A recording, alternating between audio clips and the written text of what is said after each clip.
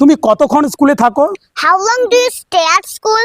আমি বিকাল 3টা পর্যন্ত স্কুলে থাকি।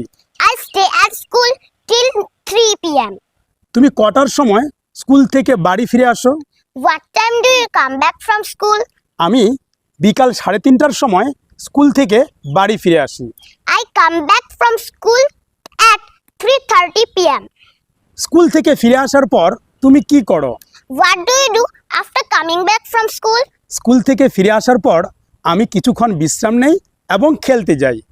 After coming back from school, I take a rest for a while and then I go to play. এরপর আমি ফ্রেশ হয়ে নেই এবং হালকা খাবার খাই।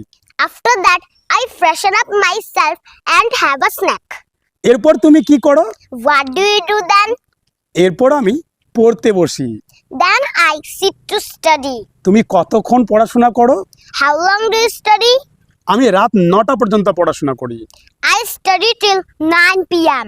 এরপর আমি রাতের খাবার খাই। After that, I have my dinner. রাত 10টায় আমি শুতে যাই। I go to bed at 10 p.m.